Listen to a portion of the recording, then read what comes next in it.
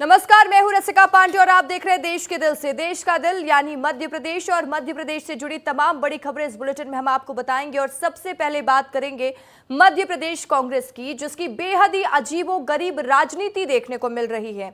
एक तरफ पार्टी के दिग्गज नेता भगवान का आस्था पर सवाल उठा रहे हैं कि भगवान की आस्था क्यों की जा रही है, तो वहीं दूसरी ओर पार्टी के युवा नेता आस्था में लीन होने की इच्छा जता रहे हैं। देखिए,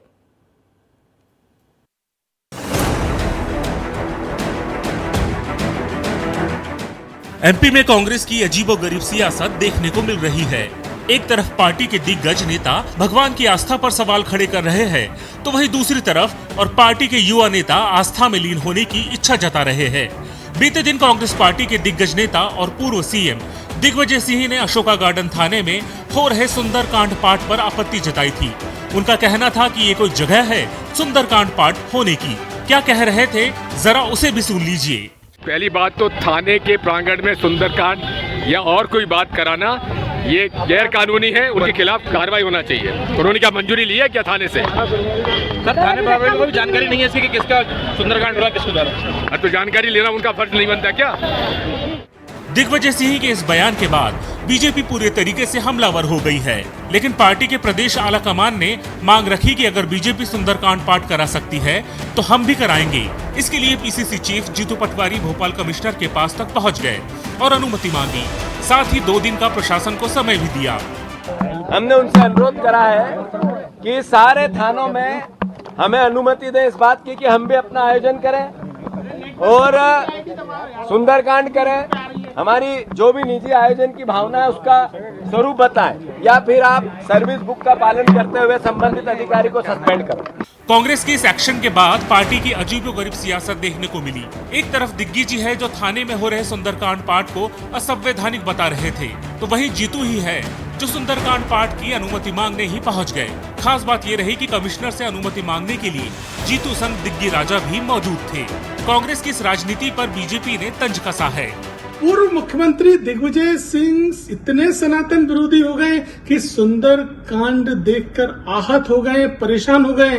यही वो दिग्विजय सिंह है जिनके कार्यकाल में मुख्यमंत्री निवास में, मंत्रियों के निवासों में रोजा इफ्तारी की दावतें होती थी और दिग्विजय सिंह स्वयं शामिल होते थे। उस समय दिग्विजय सिंह ने इस बात की परवाह नहीं की कि शासकीय परिसर में एक धर्म विशेष के आयोजन किए जा रहे हैं। दिग्विजय सिंह का यही सनातन विरोध है। पूर्व सीएम दिग्विजय सिंह हमेशा से ही अपनी बयानबाजियों से सुर्खियां बटोरते नजर आते हैं और इस बार भी सुंदरकांड पर गरमाई सियासत पर यही देखने को मिला। दिग्गी राजा के बयान पर सियासत गरमाई हुई है। बीजेपी हमलावर है और कमिश्नर नारायणचारी ने भी बड़ी कार्रवाई की है। उन्होंने जांच के आदेश दे दिए हैं। अब कार्रवाई में कारण उजागर हो या न हो, लेकिन इस मुद्दे पर गरमाई सियासत ने कांग्रेस की अजीबोगरीब राजनीति को जरूर उजागर कर दिया है। ब्यूरो रिपोर्ट, विस्तार न्यूज। बीते दिन कांग्रेस पार्टी के दिग्गज नेता और पूर्व सीएम दिग्विजय सिंह ने अशोका गार्डन थाने में हो रहे सुंदरकांड पाठ पर आपत्ति जताई थी। लेकिन वहीं आज पीसीसी चीफ जीतू पटवारी के साथ कमिश्नर ऑफिस पहुंच गए कि भैया हमें भी सुंदरकांड का पाठ करवाना है, अनुमति दीजिए। अब आप ही बताइए कि ये कैसी राजनीति है? इसे अजीबोगरीब ना कहें तो क्या कहें भला? मध्य प्रदेश कांग्रेस की राजनीति की वही बात हम कर रहे हैं। देखिए किस तरीके से कल सुंदरकांड को लेकर सवाल खड़े कर रहे थे, आज खुद ही कमिश्नर के पास परमिशन लेने पहुंच गए। तो चलिए खबरों में अब बढ़ते हैं आगे और बात करेंगे जबलपुर की। जबलपुर जहां पर रीजनल इंडस्ट्रियल कॉन्क्लेव होने जा रहा है और इसकी तैयारियां भी जोरों शोरों से चल रही हैं। बड़े बड़े लोग आने वाले हैं और प्रदेश के संस्कार धानी जबलपुर को कई सौगात मिलने वाली है। खुद सीएम डॉक्टर मोहन यादव इसकी तैयारियों में जुटे हुए हैं। रिपोर्ट में देख लीजिए कि किस तरीके से जबलपुर में तैयारियां की जा रही हैं। जबलपुर में 20 जुलाई को रीजनल इंडस्ट्री कॉन्क्लेव होने जा रहा है, जिसका शुभारंभ खुद प्रदेश के मुखिया सीएम डॉक्टर मोहन यादव करेंगे। इसके लिए सरकार ने तैयारियां भी जोरों से शुरू कर दी हैं। सीएम डॉक्टर मोहन यादव खुद इसकी तैयारियों में जुटे हुए हैं। लगातार उद्योग निवेश को बढ़ावा देने की दृष्टि से एक के बाद एक हम नए कदम उठाने जा रहे हैं। बीते समय उज्जैन में 1-2 मार्च को इन्वेस्टर की मीट की थी, जिसमें बहुत अच्छा रिस्पांस मिला। लगभग 75,000 करोड़ से ज़्यादा बढ़कर के कई सारे प्रस्ताव आए और इसी प्रकार से कल 20 जुलाई को इन्वेस्टर समिट करने वाले हैं, जिसमें देश भर के अलग अलग निवेशक, औद्योगिक घराने, हमारे प्रदेश के अंदर के उद्योग व्यापार व्यवसाय को बढ़ाने वाले अलग अलग क्षेत्र के बड़ी संख्या में नए प्रस्ताव आने की संभावना है। मध्य प्रदेश के जबलपुर में पहली बार होने जा रहे रीजनल इंडस्ट्री कॉन्क्लेव में देश विदेश से लेकर प्रदेश भर से 3,500 इन्वेस्टर आ रहे हैं। इनमें 500 से ज्यादा ऐसे इन्वेस्टर हैं जो 10 करोड़ से अधिक के MOU साइन करेंगे। UK, Taiwan, Malaysia, Fiji, Costa Rica के भी इन्वेस्टर इस मौके पर मौजूद रहेंगे, जो माइनिंग और एग्रो सेक्टर में इन्वेस्ट कर सकते हैं। 20 तारीख को जो कार्यक्रम यहाँ आयोजित होना है, उसके संबंध में सारी तैयारियां कंप्लीट हो गई हैं। इस पूरे रीजनल कॉन्क्लेव में जो है पूरे ऑल ओवर इंडिया से और कुछ बाहर से भी, विदेशों से भी लोग आ रहे हैं।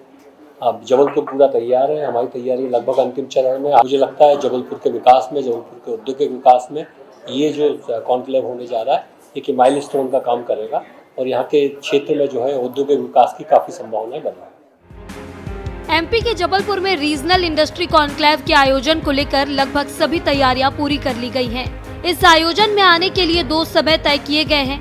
रीजनल कॉन्क्लेव के लिए नेताजी सुभाष चंद्र बोस कन्वेंशन सेंटर का ऑडिटोरियम सज गया है। स्मार्ट सिटी के तहत 84 करोड़ से विकसित आधुनिकतम सुविधा युक्त कन्वेंशन सेंटर में 900 लोगों की क्षमता का मुख्य ऑडिटोरियम है। इसके साथ ही 200 से 300 लोगों की क्षमता वाले 2 ऑडिटोरियम को भी तैयार किया गया है। जबलपुर समेत पूरे महाकौशल क्षेत्र में औद्योगिक विकास को रफ्तार देने के लिए रीजनल इंडस्ट्री कॉन्क्लेव का आयोजन जबलपुर में होने जा रहा है। 20 जुलाई दिन शनिवार को ये आयोजन होगा, जिसका उद्घाटन करेंगे मध्य प्रदेश के मुखिया डॉक्टर मोहन यादव। और इसकी तैयारियां कितनी भव्य यहाँ पर की जा रही हैं। इस तरफ आप देख सकते हैं कि रंग बिरंगी जो चित्रकारी है, जो खासकर आदिवासी बहुल इलाकों को दर्शाती है, आदिवासी संस्कृति को दर्शाती है, उस चित्रकारी का प्रदर्शन यहाँ पर किया जा रहा है। आखिरकार इस कॉन्क्लेव में होगा क्या? दरअसल औद्योगिक क्षेत्र को विकसित करने के लिए, इन्वेस्टर को बुलाने के लिए, इनसे इन्वेस्ट कराने के लिए 5 सेक्टर्स को चुना गया है, जिसमें एग्रो, माइंस, डिफेंस, गारमेंट जैसे सेक्टर्स में शामिल किए गए हैं। इन तमाम सेक्टर्स में अलग अलग उद्योगपति यहाँ पर आएंगे, इन्वेस्टर आएंगे, वो MOU साइन करेंगे, वो इन्वेस्टमेंट के लिए खुला प्लेटफॉर्म पाएंगे। 3,500 से ज्यादा रजिस्ट्रेशन रीजनल इंडस्ट्री कॉन्क्लेव के लिए अभी तक 3,570 रजिस्ट्रेशन हो चुके हैं। इनमें से 3,000 रजिस्ट्रेशन मध्य प्रदेश के जिलों से हुए हैं, बाकी रजिस्ट्रेशन अन्य राज्यों से हैं। कॉन्क्लेव को सेक्टर वाइज प्रेजेंटेशन में बांटा गया है। डेलीगेट्स के लिए अलग से व्यवस्थाएं की गई हैं। इसके साथ ही राउंड टेबल कॉन्फ्रेंस होगी, जिसमें मुख्यमंत्री देश विदेश के बड़े निवेशकों के साथ स्वयं चर्चा करेंगे। ब्यूरो रिपोर्ट, विस्तार न्यूज। तो देखिए, जबलपुर में 20 जुलाई को रीजनल इंडस्ट्री कॉन्क्लेव होने जा रहा है और जिसका शुभारंभ खुद प्रदेश के मुखिया CM डॉक्टर मोहन यादव करेंगे। तैयारियां पूरी कर ली गई हैं। जबलपुर का नेताजी सुभाष चंद्र बोस कॉन्क्लेव सेंटर का ऑडिटोरियम सज चुका है, यानी तैयार हो चुका है। तो थोड़ा इसके बारे में भी जान लीजिए कि किस तरीके का रीजनल इंडस्ट्री कॉन्क्लेव होने वाला है, क्या तैयारी की गई है। इस कॉन्क्लेव में 418 लोग मौजूद रहेंगे, 10 करोड़ से ऊपर का निवेश करेंगे और कॉन्क्लेव में 50 मुख्य वक्ता भी मौजूद रहेंगे। इसके साथ ही 100 से अधिक सीनियर अधिकारी भी कॉन्क्लेव में मौजूद रहेंगे और जबलपुर में होने वाले रीजनल इंडस्ट्री कॉन्क्लेव की 980 लोग अहम जिम्मेदारी संभाल रहे हैं। कॉन्क्लेव के लिए 3,570 रजिस्ट्रेशन हो चुके हैं, जिसमें 3,000 रजिस्ट्रेशन सिर्फ मध्य प्रदेश से हुए हैं। तो आप समझ रहे हैं कि कितना बड़ा ये कॉन्क्लेव होने वाला है। उसके लिए भव्य तैयारियां भी की जा चुकी हैं। अब चलिए खबरों में बढ़ते आगे। कृषि उत्पादन को बढ़ावा देने के लिए केमिकल और फर्टिलाइजर के इस्तेमाल प्रयोग का परिणाम हम सब के सामने है। आज पूरी दुनिया ग्लोबल वार्मिंग और क्लाइमेट चेंज को लेकर चिंतित है, लेकिन इसके जिम्मेदार हम खुद हैं और ये सिद्ध हो गया है कि आने वाली पीढ़ी के लिए धरती रहने लायक नहीं रहेगी। जी हाँ, केंद्रीय कृषि मंत्री ने यही चेताया है। इसलिए भारत सरकार ने प्राकृतिक खेती को बढ़ावा देने के लिए नया कदम उठाया। रिपोर्ट देखिए, समझ जाएंगे। अगर आप खेती किसानी करते हैं या उसमें रुचि रखते हैं, करने की सोच रहे हैं, तो ये अच्छी खबर आपके लिए है।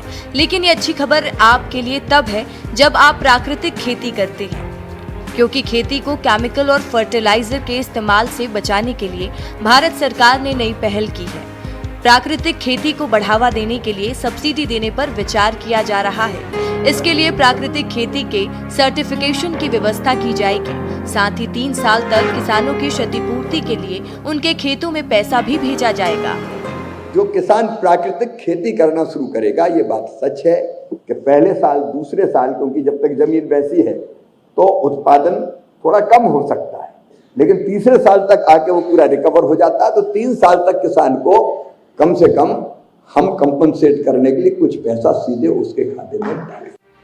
कृषि मंत्री ने कहा है कि देश के वैज्ञानिक बिना केमिकल के उत्पादन बढ़ाने की दिशा में काम कर रहे हैं। बढ़ते फर्टिलाइजर और केमिकल के इस्तेमाल से मानव इंसानों के अस्तित्व पर खतरा मंडरा रहा है। ऐसे में हमें समय रहते संभलना होगा। हमें प्राकृतिक खेती को बढ़ावा देना होगा, नहीं तो ये धरती रहने लायक नहीं बचेगी। केमिकल फर्टिलाइजर पे भी तो सब्सिडी दे रहे हैं, तो प्रोत्साहित करने के लिए ये जरूरी है। और बाद में जब लाभ देखेगा किसान तो अपने आप खेती करेगा। और एक किसान अगर सफल हो गया, एक किसान देखेगा कि अगर मैंने आधा एकड़ में की और मैं सफल हो गया, तो वो और जमीन बढ़ाएगा प्राकृतिक कृषि के लिए। दूसरा किसान जब देखेगा कि इसने की और अच्छी फसल हो रही, तो वो अपने आप देख के सीखेगा। तो धीरे धीरे हम वातावरण बना लेंगे देश में ऋषि खेती का, प्राकृतिक खेती। दरअसल प्राकृतिक खेती पर आधारित भारतीय प्राकृतिक कृषि पद्धति कार्यक्रम का आयोजन किया गया था। इसी कार्यक्रम को संबोधित करते हुए केंद्रीय कृषि मंत्री शिवराज सिंह चौहान ने ये बातें कही। शिवराज ने भरोसा दिलाया कि प्राकृतिक खेती से उत्पादन पर कोई असर नहीं होगा। ब्यूरो रिपोर्ट, विस्तार न्यूज। तो देखिए, फर्टिलाइजर कितना नुकसान करता है और खासकर जमीन को कितना नुकसान पहुंचाता है और आने वाली जनरेशन के लिए कितना नुकसानदायक है, सब कुछ केंद्रीय मंत्री शिवराज सिंह चौहान ने चेताया भी है और समझाया भी है कि प्राकृतिक खेती करना कितना जरूरी और लाभदायक भी है आपके लिए, क्योंकि सरकार ने एक महत्वपूर्ण कदम जो उठा लिया है। तो चलिए अब बात कर लेते हैं झोला छाप डॉक्टरों की, जिसके खिलाफ सीएम डॉक्टर मोहन यादव सरकार बेहद ही सख्त रुख अपना रही है और फर्जी दुकानें खोलकर खुद को डॉक्टर बताने वाले पर कार्रवाई हो रही है। इसलिए फर्जी डॉक्टर अब सावधान हो जाए, क्योंकि मध्य प्रदेश सरकार ने पूरी व्यवस्था आपके लिए कर रखी है और जिससे इस पे हड़कंप मचा हुआ। रिपोर्ट देख लीजिए, समझ जाएंगे। प्रदेश में स्वास्थ्य व्यवस्था को लेकर डॉक्टर मोहन यादव सरकार बेहद ही सख्त नजर आ रही है। लगातार कार्रवाइयां की जा रही है। प्रशासन का अमला लगातार फर्जी दुकानें खोलकर खुद को डॉक्टर बताने वालों पर कार्रवाई कर रही है और उनकी दुकानों पर ताला मार रही है। और सरकार का यह एक्शन प्रदेश भर में जारी है, जिसके चलते विंध्य के रीवा से लेकर डिंडौरी और रायसेन में कार्रवाइयां हुई। डिंडौरी जिले में झोला छाप नीम हकीमों की भरमार है।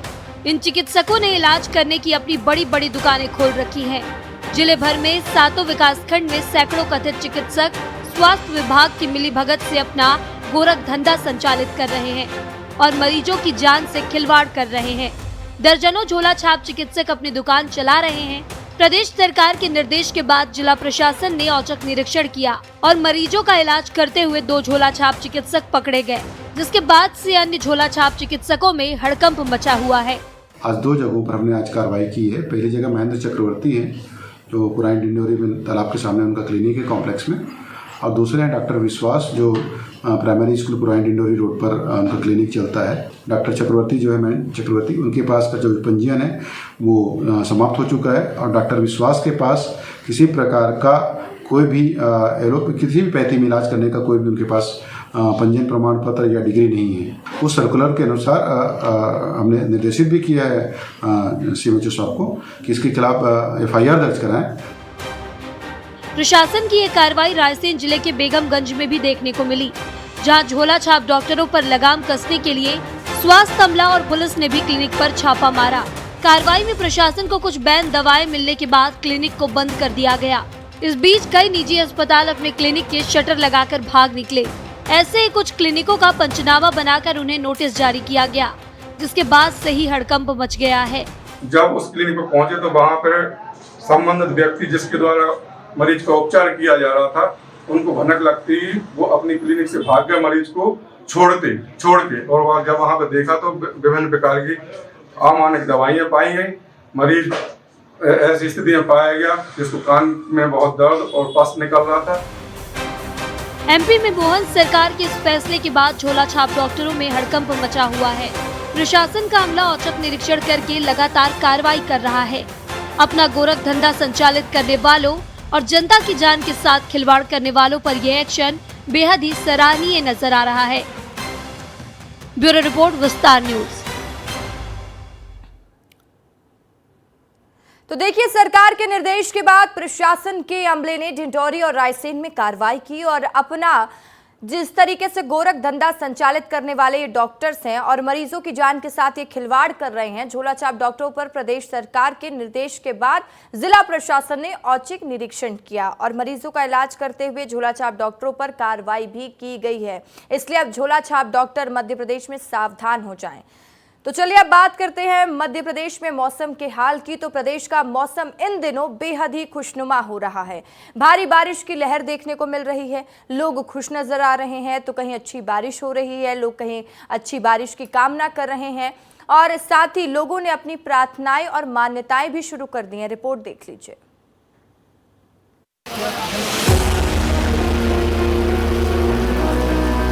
मध्य प्रदेश में इन दिनों मौसम बड़ा ही अतरंगा देखने को मिल रहा है। कहीं भारी बारिश ने हाहाकार मचाकर रखा हुआ है तो कहीं लोग अच्छी बारिश को तरस रहे हैं। प्रदेश में गुरुवार को भी तेज बारिश का दौर जारी रहा।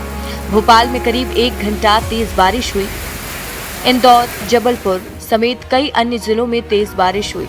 चित्रकूट में मानसून की पहली जोरदार बारिश देखने को मिली। प्रदेश और देश के कई जगह जहां मूसलाधार बारिश हो रही थी तो वहीं चित्रकूट में सूखे जैसे हालात थे, जिससे लोग गर्मी और उमस से परेशान थे। बारिश न होने से किसान परेशान थे, लेकिन चित्रकूट में हुई बारिश ने किसानों में खुशी की लहर ला दी है।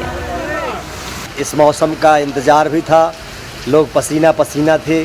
अच्छा बारिश का मौसम है, पानी भी खूब बरस रहा है, लेकिन जिस तरह से ये चमक गरज चल रही है, ये काफ़ी समय बाद ऐसा देखा है। जब से गरज शुरू हुआ, लगातार गरज भी चल रही है और अच्छी बारिश हो रही है। अच्छी बारिश होगी आज। वहीं झाबुआ जिले में मौसम का हाल कुछ और ही देखने को मिल रहा है। जिले में बारिश की खेच अब आम नागरिकों के साथ किसानों की भी चिंता बढ़ा रही है। बारिश की खेच के बाद अब परंपरा अनुसार अंचल में टोनो टोटकों का दौर भी शुरू हो चुका है। इसे लेकर झाबुआ की ग्राम पंचायत रातानवा के इंद्रदेव को मनाने के लिए उजमनी का आयोग किया गया। बता दें कि अंचल में किसानों ने बोवनी का कार्य खत्म कर दिया है। मानसून शुरुआती दौर में अंचल में बोवनी योग्य बारिश हो चुकी थी, लेकिन अब बारिश नहीं हो रही है। इसे लेकर किसानों में चिंता है। परंपरा अनुसार किसान अपने गांव से बाहर खेतों में जाकर खाना बनाना और सामूहिक रूप से वहीं ग्रहण करने का कार्य कर रहे हैं। इस दौरान आदिवासी महिलाएं परंपरागत वेशभूषा में लोक गीतों पर परंपरागत नाच कर इंद्र देवता को प्रसन्न कर रही हैं।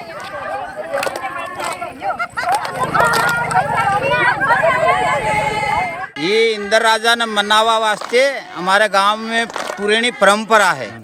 जो हिमदेवी माताएं आते हैं और वहीं घुघरी बना के लाते हैं तो यहाँ सड़ाते हैं और ये ऐसे नाच कूद करते तो इनसे इंद्र राजा बड़ा प्रसन्न होते हैं। बता दें, उजमनी के इस काम में आदिवासी किसान द्वारा परंपरागत भोजन बनाया जाता है। भोजन ग्रहण करने के पहले अपने देवताओं को इस भोजन का भोग लगाकर अच्छी बारिश की कामना भी की जाती है। वहीं प्रदेश की बात करें तो मध्य प्रदेश में अब तक औसतन 11.1 इंच बारिश हो चुकी है, जो मानसूनी कोटे की कुल बारिश का 30% है।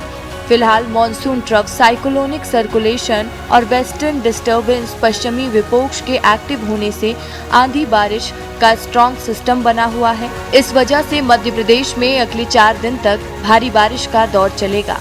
ब्यूरो रिपोर्ट, विस्तार न्यूज।